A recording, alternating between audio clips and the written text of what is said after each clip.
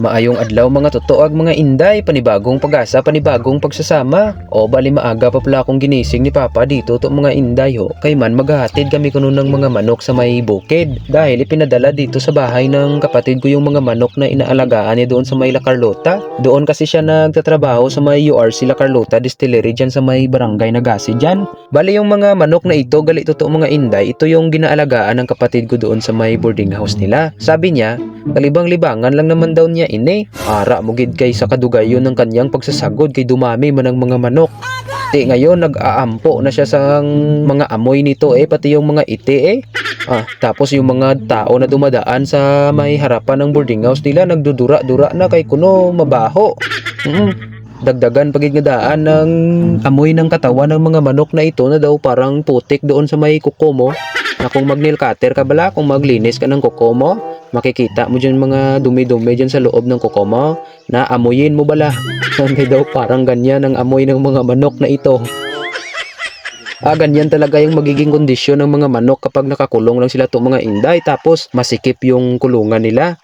Tapos yung lugar ng mga manukan nyo kung nasa likod ng bahay nyo lang tapos hindi sila masyadong naaarawan at nahanginan tapos medyo madilim dahil sa mga dahon ng puno. Humihina yung immune system ng mga manok kaya sila namumutla at pumapayat. Ngayong araw, kay ginpadala naman dito ng kapatid ko sa may bahay yung mga manok niya. Dadalhin na lang namin ito sa may bukid kay doon niya sa bukid, friska doon yung hangin. Tapos malawak ang lugar doon niya na pwede silang ilagay yung saan bla na pakapag-gusto gid sila.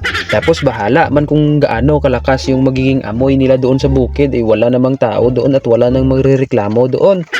Dito mga totoog mga inday, nagbiyahe na kami at sa dito lang pala namin ginkarga sa may ginaguyod ng traktura ho kasi mabigat man ang mga iyan ay alangan manalulokduhin kung mga ito pabukid kay mababalda ako niya.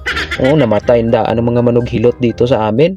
Wala na may magbabalik ng kibit ko na ugat kung sakaling mababakwe ang abaga ko Baw diri mga totoo ang mga inday, kay ang daan namin papasok hindi pa naman simentado tapos hindi pa gid maayos. Sa mga buklod-buklod kag mga bato-bato, galino-lino ang mga manok Luoy, pahinay-hinay lang. Sabi ko kay Papa, padahan-dahanin mo lang. Ihinay-hinaya lang bala kay base bala pagdating natin doon sa bukid. Magmamaoy ng mga manok kay nalalasing na. Pero kay ginhawa na dito kapapahinay-hinay ni Papa mga totoo ang mga inday papaduluhog-duluhogin dito ho. Pero hindi malilikawan katabyog-tabyog gid pa rin yung mga manok sa loob. Daw ako na lang yung naluluoy sa mga manok na ito mong. Tapos gid ito mamaya kung base bala kung may magkaramatay dito mahihinayang gidong kapatid ko dun sa La Carlota na pinadala niya pa ito mong. Tapos yung inahin naman dito sa may ilalim nitong mga inday na tumalon.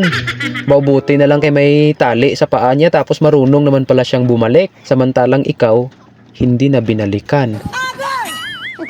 Dito pinahinto ko muna si Papa mga totoag mga inday kay man ang isa dito nagaduyo na gid.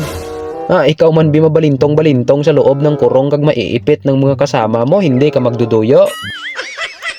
Tapos pinangkuha ko yung mga tubigan sa loob ng kulungan tapos yung mga kainan kay man baw hindi pa pala napalabas ito kanina. Kinuha ko kay base bala ito pa yung magiging dahilan ng pagkakaipit nila kag sila ay matitigok balahaw.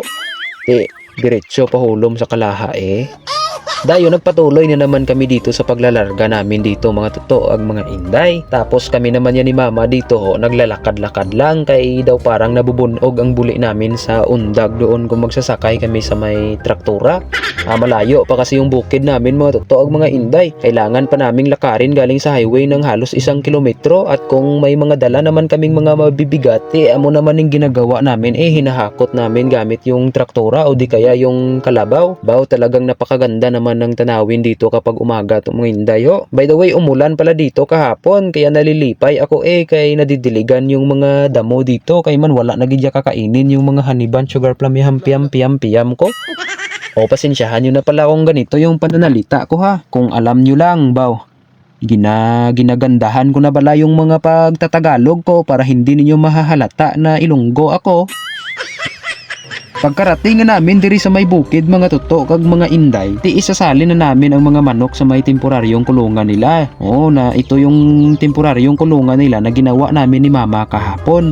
Buong araw namin itong ginayos ni mama itong mga inday ang kulungan.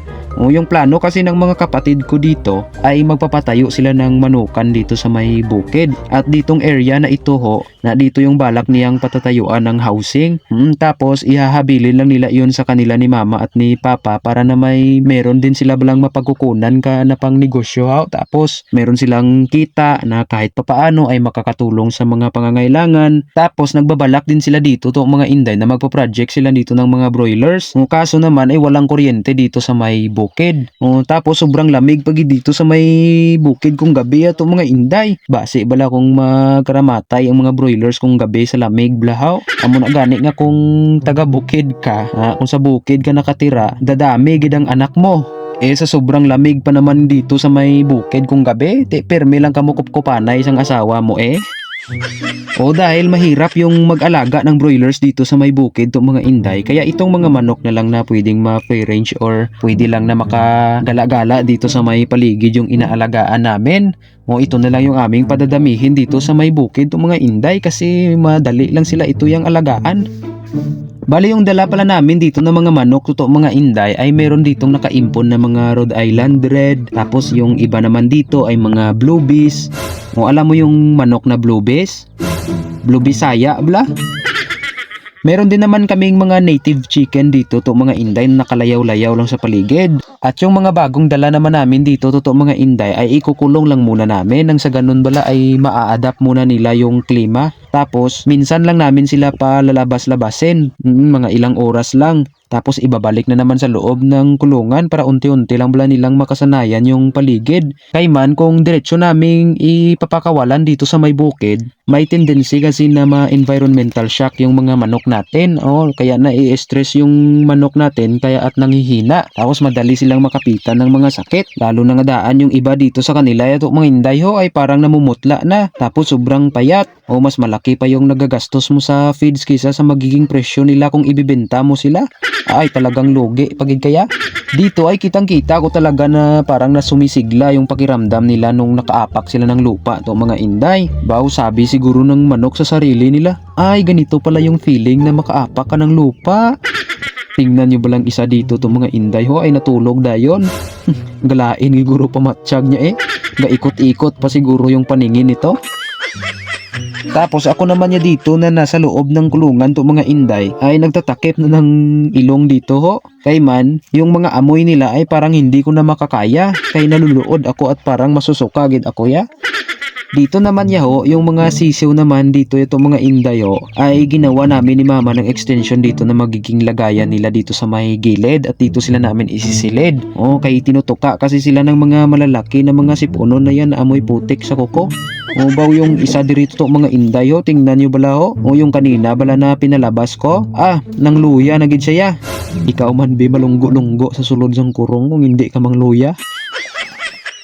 Pagka maya-maya dito to mga inday, natapos na namin yung kulungan ng mga sisiw.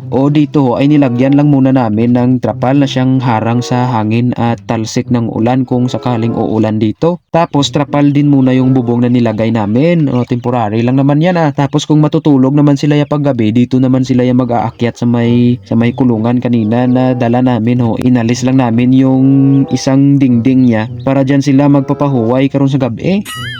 Yung mga medyo malalaki naman niya dito to mga inday ay dito namin ginawa ng kulungan sa may kabilang side. Kailangang i-separate talaga sila itong mga inday depende sa laki at edad nila para wala naman balang krimen na mangyayari sa loob ng bilibid Dayon naglagay na din kami ng mga tubig tsaka yung mahuhulunan nila na dyan sila magpapatong pag magtutulog. Ay sana naman ay gaganda na yung mga kondisyon ng mga manok dito sa may bukid totoo ang mga inday. Tapos sana ay dadami pa sila dito sa bukid. Kaya kita-kits na lang sa mga susunod pang mga video Hanggang dito na lang. Bye bye, ingat!